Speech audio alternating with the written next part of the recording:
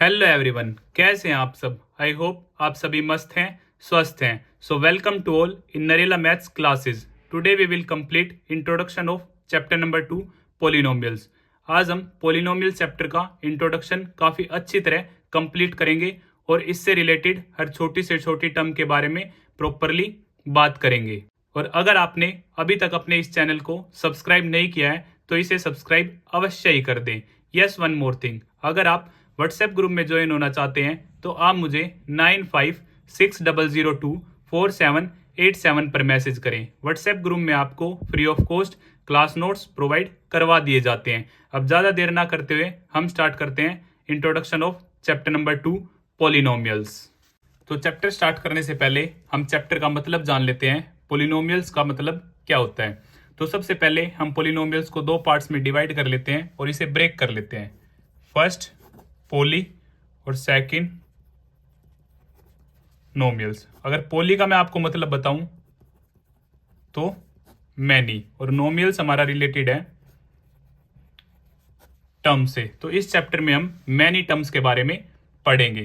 तो ज्यादा देर ना करते हुए हम स्टार्ट करते हैं। फर्स्ट है हमारा कॉन्स्टेंट्स। और कॉन्स्टेंट्स हमारे क्या होते हैं। A symbol having fixed numerical value is called constant. अगर हम लिखें a symbol having fixed numerical value is called constant. और मैथ्स में जो हमारे कांस्टेंट है, अगर मैं आपको एग्जांपल दूं, लाइक 1 हमारा 1 ही रहेगा। 5, 10, 11, 15, फ्रैक्शन में -7/3, √2, पाई भी हमारा क्या होता है, कांस्टेंट ही होता है। So on. अब हम जानते हैं वेरिएबल्स के बारे में। वेरिएबल्स जो वेरी करें। अगर मैं रियल लाइफ का आपको एग्जांपल दूं तो हम बोल सकते हैं मून, जो उसका शेप है वो क्या होता है, घटता बढ़ता रहता है। तो रियल लाइफ का एग्जांपल हो गया हमारा मून। अगर मैं इसकी डेफिनेशन लिखूं, a symbol having different numerical values is called variable. जिसकी क्या हो, डिफरेंट न्यूमेरिकल वैल्यूज हो। तो जो मैथ्स में हम वेरिएबल यूज करते हैं वो मोस्टली क्या होते हैं, एक्स, वाई एंड जेड। और हम कुछ भी अल्फाबेट, अदर अल्फाबेट भी यूज कर सकते हैं, बट मोस्टली हम क्या यूज करते हैं, एक्स, वाई, जेड।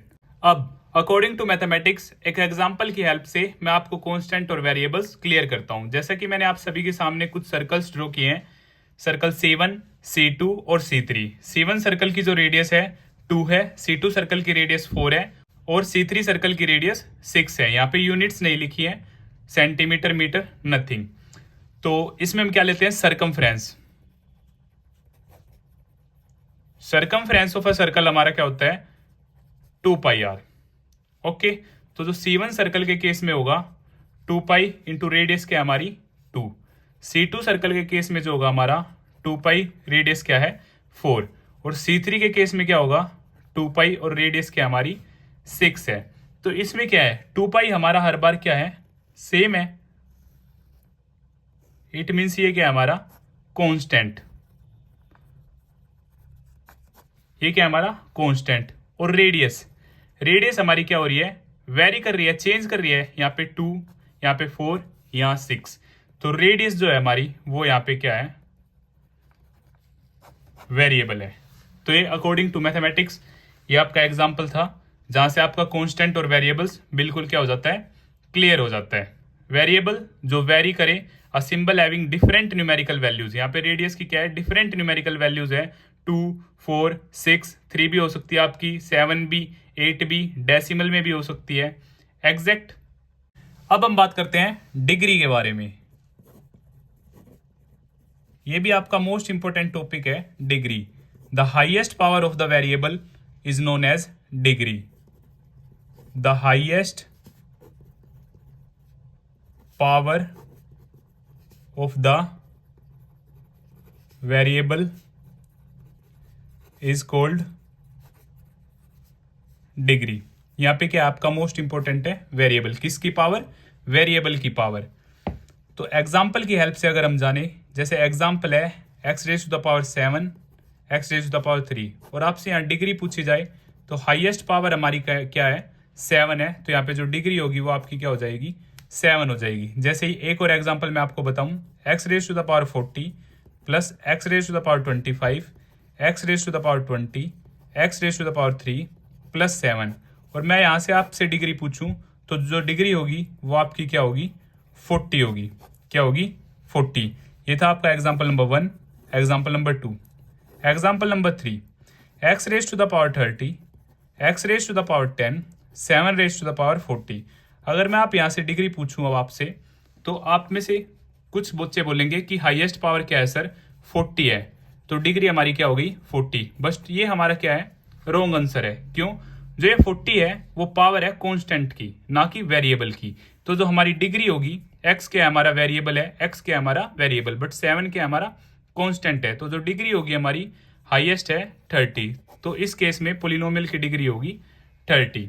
और डिग्री के लिए मोस्ट इंपोर्टेंट चीजें हैं जो आपको पता होनी चाहिए। डिग्री हमेशा क्या होगी हमारी, होल नंबर्स में होगी, और होल नंबर्स आप सभी जानते हैं जो 0 से शुरू होके आगे तक क्या करते हैं, चलते ही रहते हैं। ये हमारे क्या होते हैं, whole numbers. Whole numbers are those numbers which are start from 0 and so on. Degree कभी भी नेगेटिव नहीं होगी, फ्रैक्शन में नहीं होगी, रूट में नहीं होगी, डेसिमल में नहीं होगी। डिग्री हमेशा होल नंबर में होगी ओनली। तो ये आपका क्या था, मोस्ट इंपोर्टेंट पार्ट था जो आपको पता होना चाहिए। अब हम बात करते हैं एल्जेब्रिक एक्सप्रेशन के बारे में। एल्जेब्रिक एक्सप्रेशन,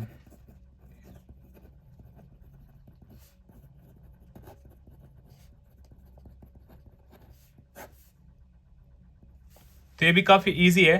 अगर इसकी डेफिनेशन के बारे में हम बात करें, it is combination of variables, constant and mathematical operations. It is combination of variables, constant and mathematical operations. किस किस का कॉम्बिनेशन है हमारा, वेरिएबल्स का, कांस्टेंट का और मैथमेटिकल ऑपरेशंस का। मैथमेटिकल ऑपरेशंस में हमारे होंगे पॉजिटिव, नेगेटिव, मल्टीप्लिकेशन और डिवीजन। अगर मैं आपको एग्जांपल की हेल्प से बताऊं, 3x² upon 2 plus 7x minus 3। अब यहाँ पे हमारे क्या है, कांस्टेंट भी हैं, वेरिएबल भी हैं और मैथमेटिकल ऑपरेशंस भी हैं। ये सभी भी यूज हो सकते हैं या फिर इनमें से कोई 1, 2 या 3 भी यूज हो सकते हैं। जैसे पॉजिटिव है, नेगेटिव है, 7x, 7 इंटू एक्स, यहाँ पे मल्टीप्लीकेशन है 3/2, 3x²/2, it means 3x² divide by 2। तो ये था हमारा एल्जेब्रिक एक्सप्रेशंस। अब हम बात करते हैं terms of an algebraic expression के बारे में। Terms of an algebraic expression. अब हम समझते हैं terms of an algebraic expression के बारे में।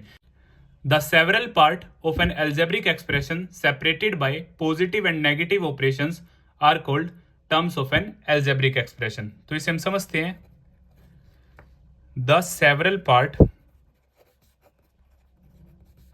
Of an algebraic expression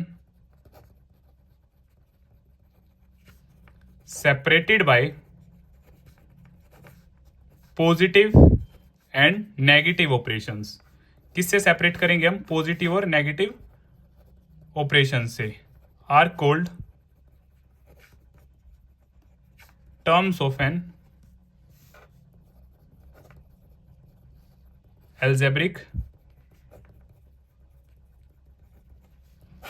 expression. अगर मैं आपको एग्जाम्पल की हेल्प से बताऊं तो ये भी आपका काफी इंपॉर्टेंट है। Simple z+y। अगर मैं आपसे पूछूं यहाँ पे टोटल नंबर ऑफ टर्म्स कितनी है, तो आप बोलेंगे एक z है और एक y है, तो यहाँ पे टोटल नंबर ऑफ टर्म्स हमारी क्या है, 2। अगर मैं आपको एक और एग्जाम्पल दूं, 9x + 8y -7, और मैं आपसे पूछूं यहाँ पे टोटल नंबर ऑफ टर्म्स हमारी कितनी है, तो एक 9x है हमारी, एक 8y है और एक 7 है। तो यहाँ पे जो टोटल नंबर ऑफ टर्म्स है हमारी वो क्या है, 3 है। एक अगर आपसे मैं एक और एग्जांपल पूछूं, मैं आपको बोलूं 9x प्लस में 5x प्लस 7, यहाँ पे टोटल नंबर ऑफ टर्म्स हमारी कितनी है, तो यहाँ पे जो हमारी टोटल नंबर ऑफ टर्म्स आप सभी बोलेंगे सर 3, 9x 5x और 7, तो 3 आपका क्या होगा, रॉन्ग आंसर होगा। क्यों, क्योंकि 9x और 5x ये दोनों क्या है, सेम है, लाइक टर्म है, तो ये क्या हो जाएंगी, दोनों ऐड हो जाएंगी, दोनों के पास क्या है x, सो 9 + 5 आपका हो जाएगा 14x + 7। अब 14x + 7 सोल्व करने के बाद ये कितनी टर्म है हमारी, ये दोनों 2 टर्म है, तो आपका जो फाइनल आंसर होगा वो क्या होगा, आपका 2 टर्म्स। इसी तरह एल्जेब्रिक एक्सप्रेशन और terms of an algebraic expression भी हमारा कंप्लीट होता है। अगर आपको फिर भी कुछ डाउट है तो आप मुझे कमेंट बॉक्स में बता सकते हैं, या फिर आप मुझे 9560024787 पर भी मैसेज कर सकते हैं। अब हम पोलिनोमियल्स को पढ़ेंगे डिग्री और टर्म्स के बिहाफ पे। इन केस ऑफ डिग्री, अगर आपकी डिग्री क्या है, 0 है, तो उसे हम बोलेंगे constant polynomial. Constant polynomial example की हेल्प से अगर मैं आपको बताऊं, x⁻⁴ 0, अगर किसी की पावर 0 है तो उसका आंसर क्या होगा हमारा 1। अगर मैं आपको एक और एग्जांपल दूं, y⁻⁴ + 1, तो यहां से y⁻⁴ आपका होगा 1, 1 + 1 आपका फाइनल आंसर हो जाएगा 2। तो ये 1 और 2 क्या है, हमारे कांस्टेंट टर्म है, इसलिए इसे क्या बोलेंगे, कांस्टेंट पोलिनोमियल। अगर आपकी डिग्री 1 है, अगर आपकी डिग्री 1 है तो उसे हम बोलेंगे लीनियर पोलिनोमियल। क्या बोलेंगे उसे, लीनियर पोलिनोमियल बोलेंगे। एग्जाम्पल अगर मैं आपको दूं, x + 1 y, यहाँ पे दोनों की डिग्री क्या है, हमारी 1 है, तो ये हमारा क्या होगा, लीनियर पोलिनोमियल होगा। अगर आपकी डिग्री 2 है तो उसे हम बोलेंगे quadratic polynomial. Quadratic polynomial example अगर मैं आपको दूं, x² या फिर आप लिख सकते हैं 4y² + 2। आपकी हाईएस्ट डिग्री क्या होनी चाहिए, 2 होनी चाहिए। अगर आपकी डिग्री 3 है तो उसे हम बोलेंगे क्यूबिक पोलिनोमियल। क्यूबिक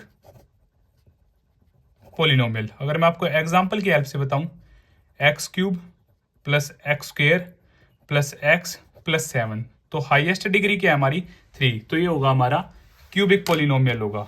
अगर हमारी डिग्री क्या है 4, वैसे आपके सिलेबस में सिर्फ 3 तक ही है, अगर आपकी डिग्री 4 है तो उसे हम बोल देते हैं बाई क्वाड्रेटिक पोलिनोमियल।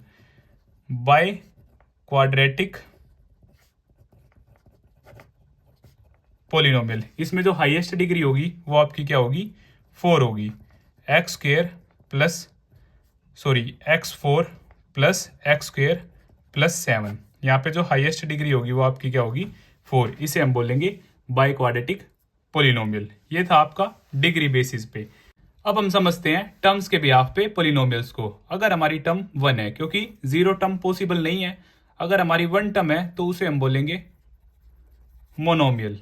एग्जाम्पल की हेल्प से अगर मैं बताऊं, या तो x या फिर y या फिर 7 exact.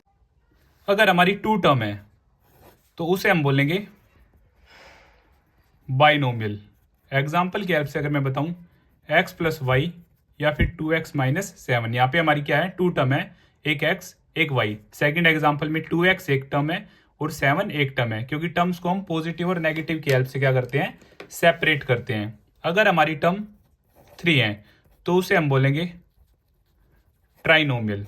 Example x + y + z या फिर x² + x - 8।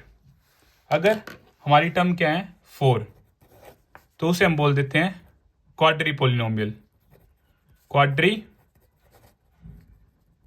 पोलिनोमियल, यहाँ पे हमारी टर्म क्या होंगी, 4 टर्म होगी, x² + x + y + z, और 4 के बाद हम जनरली क्या बोल देते हैं, पोलिनोमियल।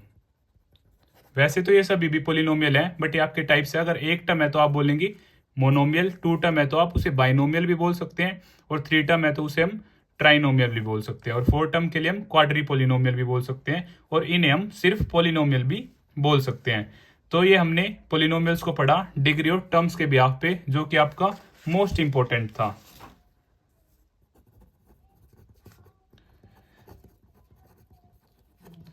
ये मोस्ट इंपॉर्टेंट है आपके एग्जाम पॉइंट ऑफ व्यू से। अब हम बात करते हैं स्टैंडर्ड फॉर्म ऑफ पोलिनोमियल के बारे में। स्टैंडर्ड फॉर्म, जैसे कि एग्जाम्पल की हेल्प से मैं आप सभी को बताता हूं, 4x raise to the power 7 plus x raise to the power 10 plus 3x raise to the power 8 plus 7। तो क्या ये हमारी स्टैंडर्ड फॉर्म है? तो ये आपकी स्टैंडर्ड फॉर्म नहीं है। स्टैंडर्ड फॉर्म में आपकी जो डिग्री होगी वो क्या होगी? Highest to lowest. अगर मैं इसे स्टैंडर्ड फॉर्म में लिखूं तो सबसे पहले x raise to the power 10, फिर 3x raise to the power 8, फिर 4x raise to the power 7 और फिर कांस्टेंट टर्म। ये आपकी क्या है? स्टैंडर्ड फॉर्म है। अगर यहीं पे मैं जनरल फॉर्म के बारे में बात करूं तो सबसे पहले हम क्वाड्रेटिक के बारे में जान लेते हैं। क्वाड्रेटिक पोलिनोमियल, क्वाड्रेटिक पोलिनोमियल जो इसकी जनरल फॉर्म होगी वो आपकी होगी ax square plus bx plus c, और यहां पे a b एंड c क्या है? हमारी कांस्टेंट टर्म्स हैं। और अगर मैं कोफिशिएंट के बारे में बात करूं, कोफिशिएंट, तो एक्स स्क्वेयर का जो मेरा कोफिशिएंट है, जो भी उसके साथ कांस्टेंट टर्म होती है वो क्या है? उसका कोफिशिएंट है। एक्स स्क्वेयर का कोफिशिएंट है हमारा a, एक्स का कोफिशिएंट है हमारा b, और c क्या है? हमारी कांस्टेंट टर्म है। अब सेम अगर मैं जनरल फॉर्म बताऊं आपको क्यूबिक पोलिनोमियल की, क्यूबिक पोलिनोमियल की जो आपकी जनरल फॉर्म होगी ax क्यूब प्लस में bx स्क्वेयर प्लस में cx प्लस में d। यहाँ पे आपका a b c और d ये क्या आपकी कांस्टेंट टर्म है, और कोफिशिएंट के केस में एक्स क्यूब का जो कांस्टेंट एक्स क्यूब का जो आपका कोफिशिएंट है वो है आपका a, एक्स स्क्वेयर का जो कोफिशिएंट है वो है आपका b, और x का जो कोफिशिएंट है वो है आपका c, और d क्या हमारी कांस्टेंट टर्म है।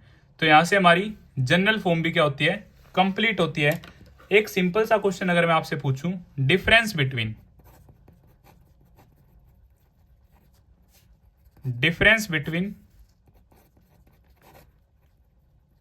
पोलिनोमियल एंड इक्वेशन, इक्वेशन और पोलिनोमियल के बीच में क्या डिफरेंस होता है? तो x प्लस 7 ये हमारा क्या है? पोलिनोमियल है। क्या है?